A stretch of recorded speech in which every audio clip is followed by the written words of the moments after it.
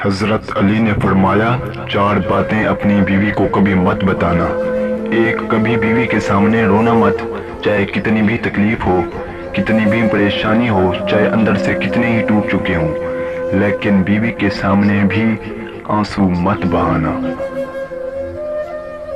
ورنہ ساری زندگی تمہاری بیوی یہی سمجھے گی یہ مرد بہت کمزور ہے، اپنے جذبات پر قابو نہیں پا سکتا، چھوٹی چھوٹی چیزوں پہ اداس ہو جاتا ہے، لہٰذا وہ تمہیں کمزور سمجھنا شروع کر دے گی۔ نمبر 2، بیوی کے سامنے اس کے گھر والوں کی برائی مت کرنا، کیونکہ ایک عورت جب شادی کرتی ہے تو وہ اپنا گھر چھوڑ کر آتی ہے، لیکن اپنے ماں باپ کبھی کوئی نہیں چھوڑ سکتا۔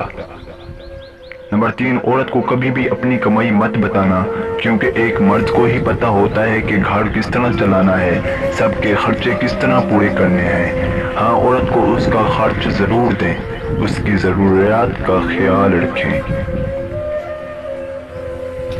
نمبر 4، اپنی بیوی کے سامنے بھی اپنے گھر والوں کی برائی مت کرنا، کیونکہ اس طرح تم خود ہی اس کے نظر میں اپنی عزت ختم کر دو گے۔ شادی کے دن نئی نویلی دلہن نے ایک اٹیچی کیس کی طرف اشارہ کرتے ہوئے اپنے شوہر سے وعدہ لیا کہ وہ اس اٹیچی کیس کو کبھی نہیں کھولے گا۔ شوہر نے وعدہ کر لیا۔ شادی کے 50ویں سال بیوی جب بستر مرگ پر پڑ گئی تو خاوند نے اسے اٹیچی کیس یاد دلایا۔ بیوی بولی، اب یہ وقت ہے اس اٹیچی کیس کے راز کو فاش کرنے کا، اب آپ اس اٹیچی کیس کو کھول لیں۔ خاوند نے اٹیچی کیس کھولا تو اس میں سے 2 گڑیاں نکلیں۔ خاوند کے پوچھنے پر میری ماں نے مجھے کامیاب زندگی کا راز بتاتے ہوئے نصیحت کی تھی کہ غصہ پی جانا بہت ہی اچھا ہے، اور ماں نے مجھے طریقہ بتایا تھا، جب بھی اپنے خاوند کی کسی بات پر غصہ آئے تو تم بجائے خاوند پر غصہ نکالنے کے ایک گڑیا سی لیا کرو۔ تو مجھے جب بھی آپ کی کسی بات پر غصہ آیا تو میں نے گڑیا سی لی۔